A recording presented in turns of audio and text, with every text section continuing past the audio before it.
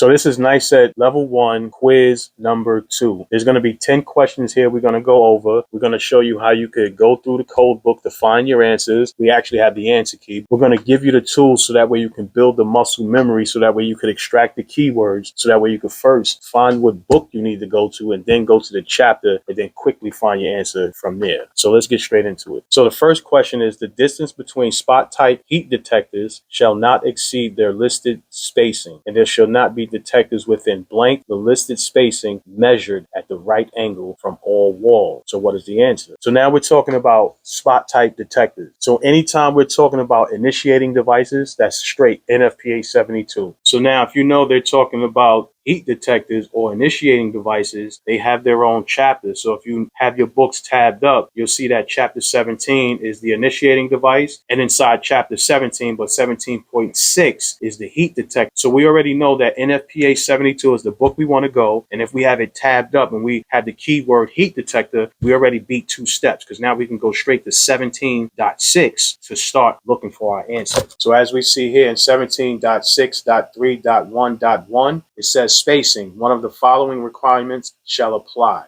The distance between detectors shall not exceed their listed spacing, and there shall be a detector within a distance of 1/2 the listed spacing measured at right angles from the walls or partitions extended upward within a 15% of the ceiling height. So now as we go back to the questions and look at the multiple choice, we can see that A is 1/2 the listed spacing. So that is how you will be able to spot the keywords, go to the book, go to the chapter, find your answer. This is the reason why tabbing your books is very important. So number 2, where partitions extend to within blank % of the ceiling height, the space separated by the partition shall be considered a separate room. So let's think about this. Now they're still talking about spacing. They didn't say heat detector, so now they must be referring to smoke detectors, and that's still in chapter 17, and that's in 17.5. So let's go straight to the code book. So as we see the code here in 17.5.2, it says partitions. Where partitions extend to within 15% of the ceiling height, the spaces separated by the partition shall be considered a separate room. So now as we go back to the questions and look at the multiple choice, we can see that the answer is B, 15%. Let's go on to the next question. Number 3. Consider 1,000 feet of 18 gauge solid coated copper at 165 degrees Fahrenheit. The resistance of this conductor is blank ohms. So now we have to identify what are the key words. They're talking about wiring. They're talking about 18 gauge wire. They're talking about distance. They're talking about resistance. That is not inside of NFPA 72. When it comes to 72, it's all about performance. When it comes to 70, it's all about wiring. So now we have to go inside of NFPA 70. Let's go. So being the key word is wiring, and we want to know distance and resistance, we have to go to the tables inside of NFPA 70, and that's chapter 9. So as we see here in table 8, chapter 9, table 8, 18 gauge wire, one roll of wire, which is one roll of wire is going to be per 1,000 foot. If you scroll all the way over, because the question asked us for copper coated, not uncoated, copper coated. So the coated cable at 1,000 feet, the answer will be 8.08. So as we come back and look at the multiple choice answers, we see that the answer is C. Moving on to question number 4. Consider the installation of heat detectors on a ceiling with beams. A ceiling shall be treated as a smooth ceiling if the beam protects no more than blank inches below the ceiling. Keywords. What are the keywords? Tell me. What do you think the keywords are? We're talking about initiating devices, so we got to go back to NFPA 72. So as it says here in 17.6.3.3.1.1, a ceiling shall be treated as a smooth ceiling if the beam projects no more than 4 inches, 100 millimeters below the ceiling. So as we come back and look at the multiple choice answers, we see that number 4 is